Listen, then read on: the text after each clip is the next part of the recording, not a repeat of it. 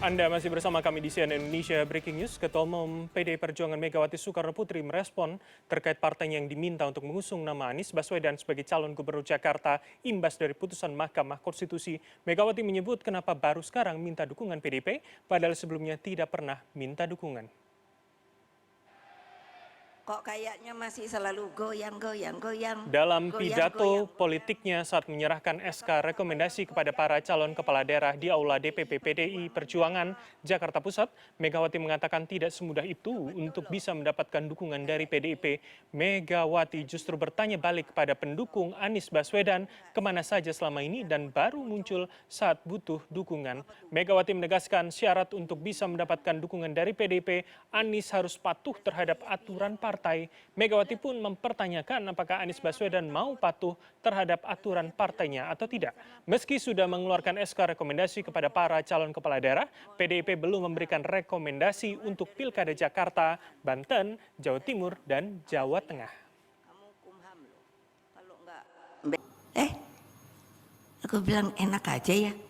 Ngapain gue suruh dukung Pak Anies?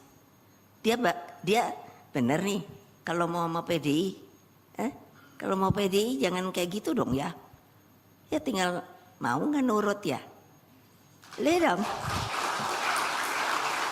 Dia tepuk tangannya kan ibu-ibu aja nggak nepok tangan. Hei. Tepuk tangan lagi.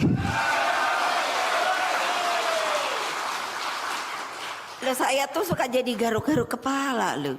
Enak amat ya. Sekarang kita dicari dukungannya, yop. Bingung saya lu. Lalu kamu kemana ya kemarin sore ya? Oh iyalah.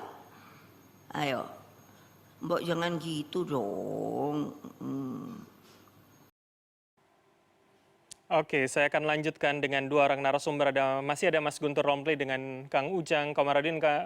Ke Mas Guntur terlebih dahulu. Jadi statement Bu Mega ini, ketum Anda, ini bentuk penolakankah secara halus atau kemudian kode saja supaya Mas Anies bisa komunikasi dan jangan-jangan bisa jadi kader dulu begitu, Mas Guntur? Ya, kalau kami menganggap itu kan masih terbuka untuk mendukung Mas Anies. Tadi kan apa yang disampaikan oleh Ibu Mega itu kan wajar. Apakah mau nurut? Nurut dalam arti itu kan nurut kepada ideologi, kepada program partai, kepada kerja-kerja yang mau diusung oleh partai, kan tujuannya seperti itu.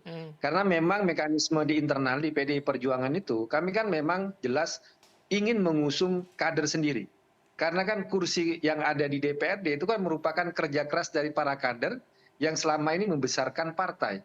Karena itulah ketika dalam momen pilkada, maka yang diprioritaskan itu adalah kader partai. Karena itu lumrah saja ketika Bu Mega bertanya soal apakah mau bergabung menjadi kader PDI Perjuangan, kemudian mengikut terhadap ideologi, terhadap program kerja partai, dan itu merupakan prioritas utama dari PDI Perjuangan. Karena kami tidak dalam istilah ingin menjual kursi kami, karena itu kami tetap bertahan.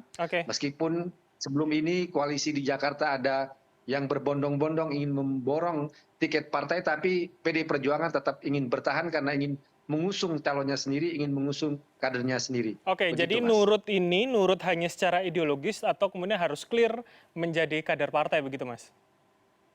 Kami selama ini juga sudah menawarkan agar Pak Anies mau bergabung dengan PDI Perjuangan, menjadi kader PDI Perjuangan, mengikuti sekolah partai, ideologi partai, karena itulah yang menjadi mekanisme di internal di PDI Perjuangan. Jadi kami menawarkan juga kepada Pak Anies untuk bergabung dengan PDI Perjuangan. Tapi menjadi syarat tunggalkah itu kemudian untuk Anies Baswedan, Mas Guntur? Ya, kalau kita melihat ya nama-nama di internal kami untuk di Pilkada Jakarta kan, kader-kader lama kan juga sangat banyak ya di PDI Perjuangan di Jakarta.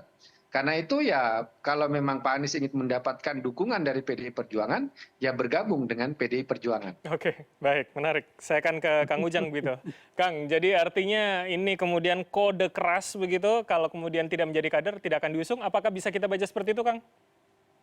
Ya, saya yakin seperti itu ya. Karena begini, ketika PKS ingin mengusung Anies pun ditawari harus masuk kader dulu, menjadi kader partai. Dan itu sesuatu yang umum saja bagi partai politik.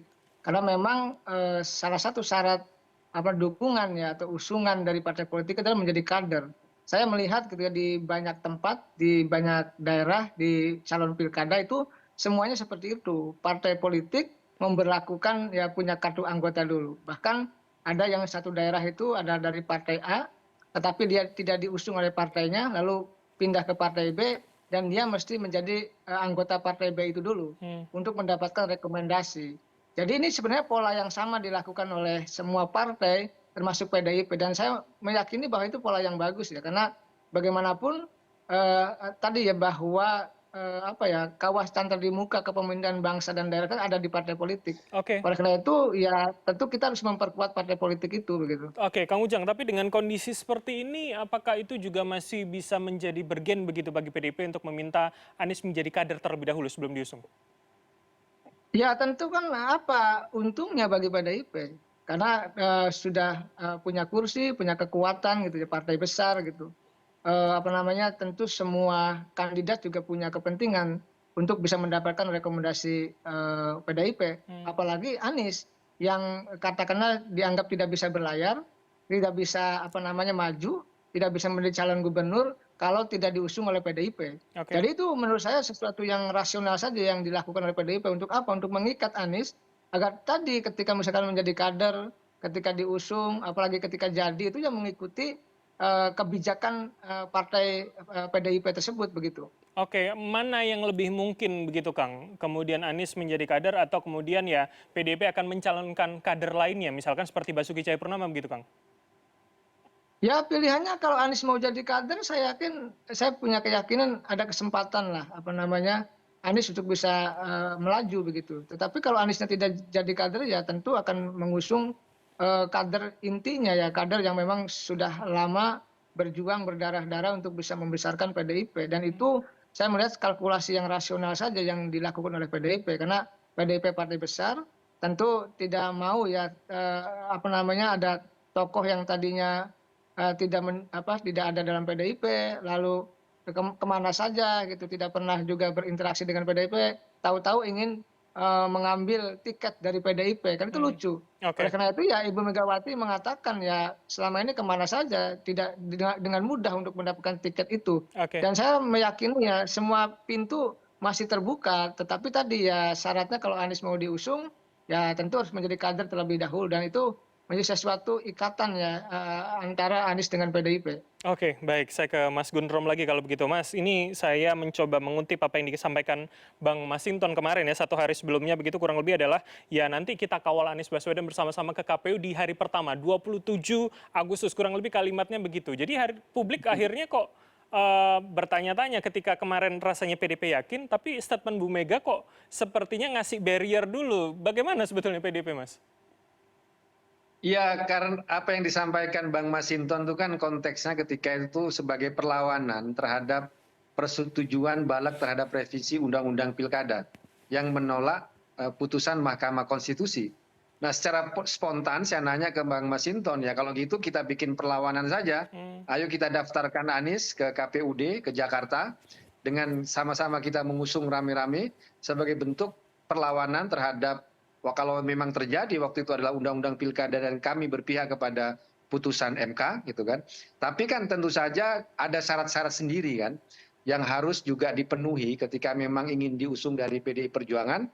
Tentunya itu tidak terlepas apa yang disampaikan oleh Ibu Mega tadi bahwa harus ada tanggung jawab ya untuk menjadi kader, untuk juga membesarkan partai, untuk mematuhi ideologi partai, program kerja partai.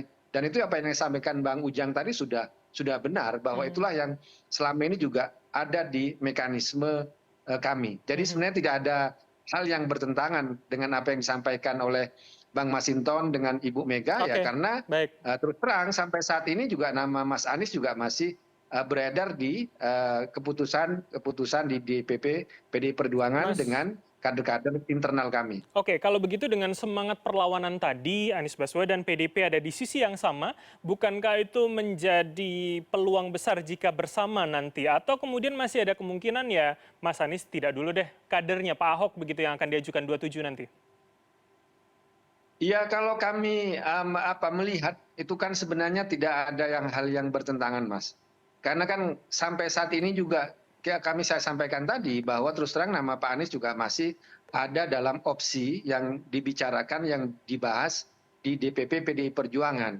Tapi tentu saja kan ada persyaratan-persyaratan. Kalau memang Mas Anies mau dikasih rekomendasi, kalau mau diusung, Baik. ada syarat-syaratnya sendiri gitu. Oke, Begitu, Mas. baik. Terakhir saya ke Kang Ujang, singkat saja Kang. Jadi artinya dengan kondisi hari ini semangat perlawanan di pihak yang sama, apakah itu akan lebih mempertemukan atau jangan-jangan ya syarat utama tadi tetap harus dipenuhi Kang?